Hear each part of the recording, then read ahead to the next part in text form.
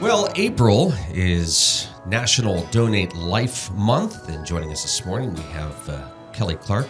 She is the Marketing and Communications Specialist at Titus Valeria Hospital. Hi, Kelly. How are you? I'm good. How are you doing today, Luke? Good to see you. Good to see you. You brought in a very special guest this morning. I did. I brought Rebecca King with me today.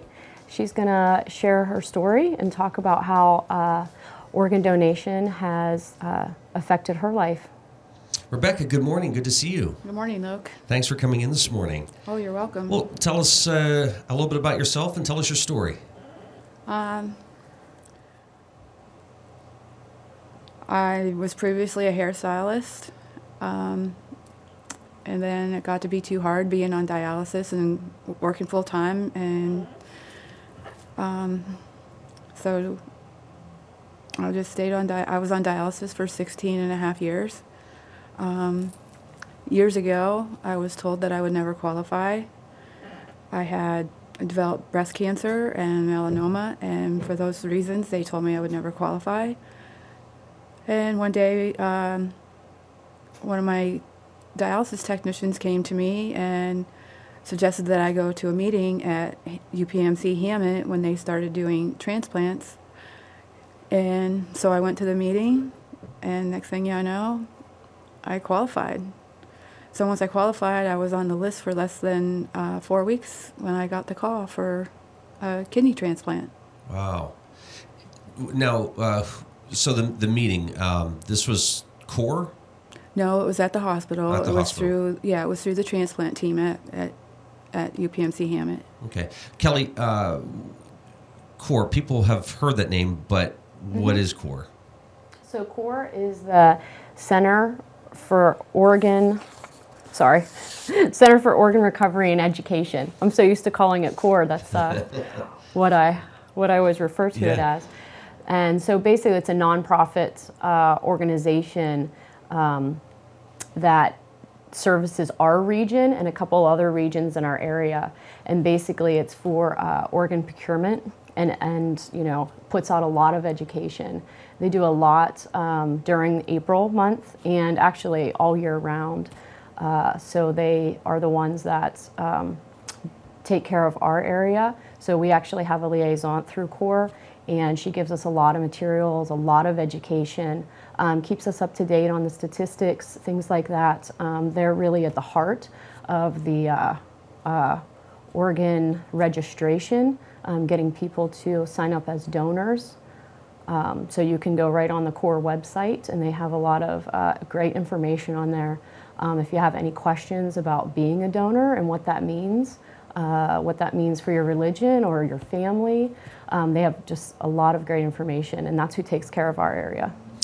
I would imagine a lot of times when you're renewing your license, this is when it comes up a lot, right? Yes. Organ donation. And sometimes people don't really think about it. They just go, no, or they say yes. Mm-hmm. If somebody said no, but they really, they didn't really think about it, or maybe they've changed their mind. Yes. What do they do? So there's two ways that you can become a donor. The most prevalent is when you renew your driver's license. That's one of the questions that they ask you. The other way is to visit CORE, core.org, and you can go on there and register as a donor. Okay. Rebecca, probably the path that you took and what you went through, there had to have been some scary moments in there. Oh, absolutely. Just thinking that you weren't eligible for a transplant and dialysis was going to be the rest of your life is kind of scary because people don't usually live very long lives being on dialysis. Fortunately, most people don't last 16 and a half years on dialysis, Wow. But I also took care of myself, followed the dialysis diet, and tried to have a positive attitude. That plays a big role in it, doesn't it? Yes. So what was that process like? You said, so you went to this meeting, and it seemed like it was relatively quick on how things progressed from there. Yeah, you go through your whole evaluation to make sure you can go through you qualify for a transplant to begin with, and that you're healthy enough to go through the surgery. What do you say to those who aren't quite sure whether they want to get on that list, or do you find that people do get on the list but are on there for a length of time? What advice would you have? I would say go for it. I mean, I took the risk of saying, I want a new life. I don't want to be on dialysis 3 days a week. I took that risk, and it paid off, and it certainly improves your life. And some people also have said that they can't afford to go off of dialysis because of insurance reasons. And to me, my life is more important than, living a longer life than,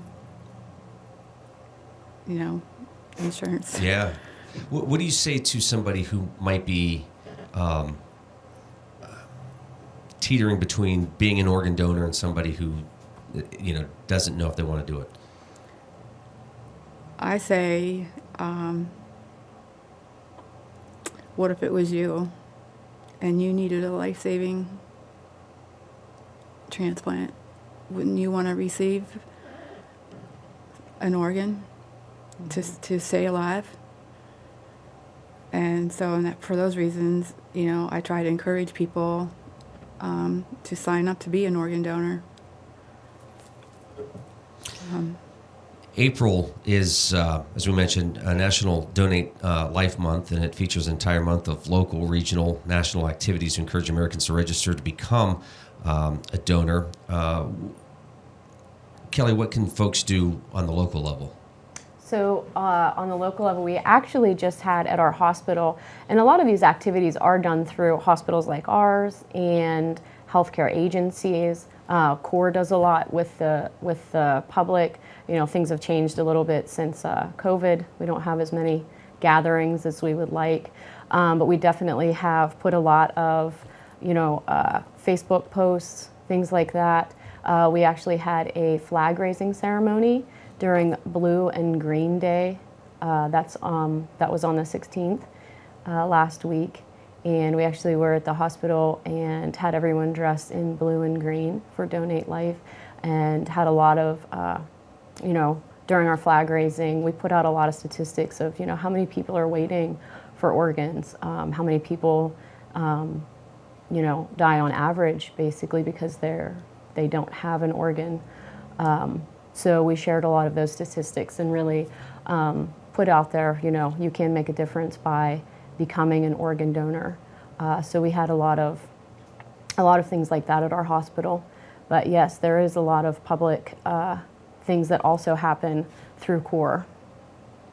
Some of the numbers are incredible. 110,000, the number of people awaiting an organ transplant nationally. Yes, yes. And every 10 minutes is someone new is added to the list that's waiting for an organ. And every 20 minutes, somebody passes. Every 20 minutes? Every 20 minutes, somebody passes. 20 people a day pass waiting for an organ. Yeah. Wow. Rebecca, what have you learned through this process? I've learned a lot because I'm an advocate for CORE. So I also help out with all the events that go on around the Erie area.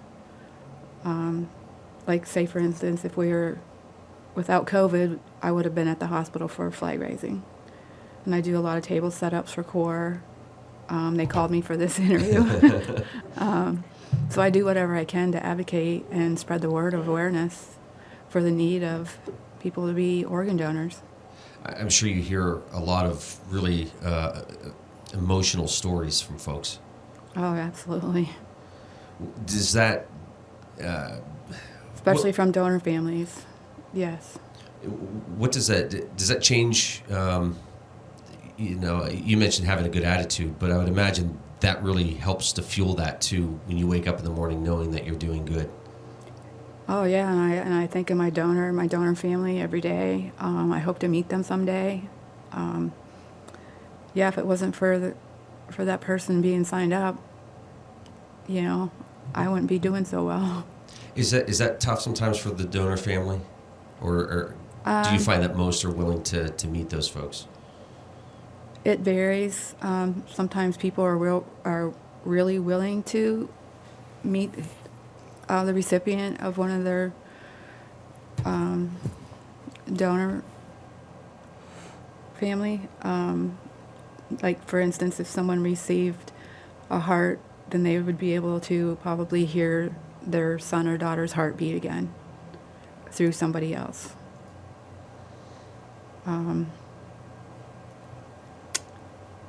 It just is a life-saving gift that somebody can give, and just appreciate the gift of life. I mean, there's no better gift, I think, that anybody can receive than receiving a life-saving organ. You're watching the Morning Drill on Stream Television and on Armstrong's Neighborhood Channel, and listening to it on the Allegheny News Talk Sports Network. Here at the Titusville Area Hospital. Kelly, when folks are making that decision, renewing their license or wanting to come in and talk, Right. put some thought into this. Yes. Because Yes, as and- Rebecca's saying, it can mean a lot. And you mentioned the families of these donors. That's really important too. If you decide to become an organ donor, that's something that you should really talk with your family about. Yeah. And say, this is my choice, this is what I want to happen. And let them know that that is your choice. So there's no question down the road, and they know that is your wish for that to happen. And like I mentioned before, a lot of different religions, most every single major religion recognizes it as acceptable.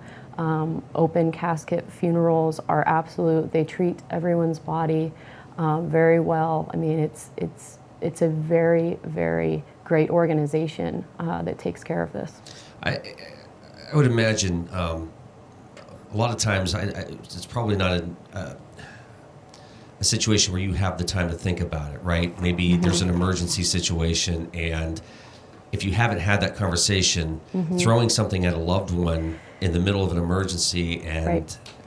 there's just so much probably going on at that moment. That's Right. one less thing that if you had this conversation in advance, you wouldn't be worrying about it right then and there. Absolutely. And, making such a big decision like that, because you are essentially going to be gone and your family is going to be left. So having that conversation early on and letting them know your final wishes, very important for the whole process. Rebecca, before we wrap up, we'll let people know how they can get more information through CORE. Again, April's National Donate Life Month. Kelly, there's a couple other things going on with the hospital. Yes, we're also celebrating this week. It's Medical Laboratory Professionals Week. So just want to give those folks some credit. Those are all of our phlebotomists at the hospital, all of our lab techs. Those are the folks that have been, on the forefront of drawing the blood for the COVID testing. They've been working our drive-through site for COVID testing. Wow.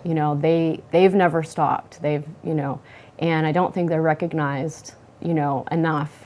We recognize our nurses and our doctors, absolutely, but, they haven't stopped either. They are all over our hospital, and like I said, they're at our COVID site, so. And they feel the pressure, don't they? Just waiting for the results. We need the results. Yes. So we actually have a new machine that we just got to our lab. We just released some information yesterday to our medical staff that we do have a new machine, and we are processing results a lot faster than we were. So results are less than 24 hours at this point. Very good. There's several ways you can help the hospital. I think sometimes people forget that, you guys raise some money to help invest in the hospital. Yes. So our biggest project right now is we are replacing our CAT scan unit. It's 10 years old, needs replaced, and it is a lot of money for a hospital. But it's a very vital piece of equipment. We use it for all of our ER visits. Definitely if that's needed. So we are on May 26th. We're having our golf scramble this year. So we're very excited about it because unfortunately it was canceled last year. So we have a lot of activity, a lot of excitement about it this year.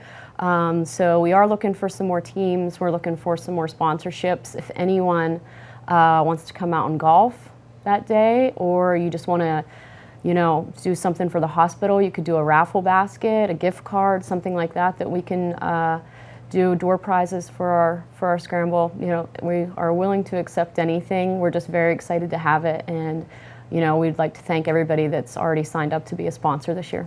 Excellent. Vaccine rollout, people can call their Yes. doctors. Yes, so we are having a clinic coming up. It's actually on Monday of next week, the 26th. Anyone can sign up for that. There's no more, you know, restrictions on, you know, on age or anything. So anyone, since we're doing Pfizer, it will be a Pfizer vaccine. So anyone over the age of 16 is welcome to sign up. If you are between the age, if you are 16 or 17, you do need a parent with you or a guardian to sign a consent form for you. But absolutely, yes, you can go right on our website, on our homepage. You just click on the sign up for a COVID-19 vaccine and you register right online. Speaking of registering, Rebecca, people can register by visiting core.org. Yes, slash register. Okay. And when they do that, they can Sign up to be. sign up and be take care of there. all of that. Yes. Rebecca, thank you for coming in and sharing your story with Oh, us. absolutely. I hope I can encourage anybody to sign up and change someone else's life. Kelly, thank you for your Yes. time. And Thanks for having us, a lot going on with the hospital as always. So, as always. yeah, great Thanks, community Luke. asset. Rebecca, Kelly, thank you so much.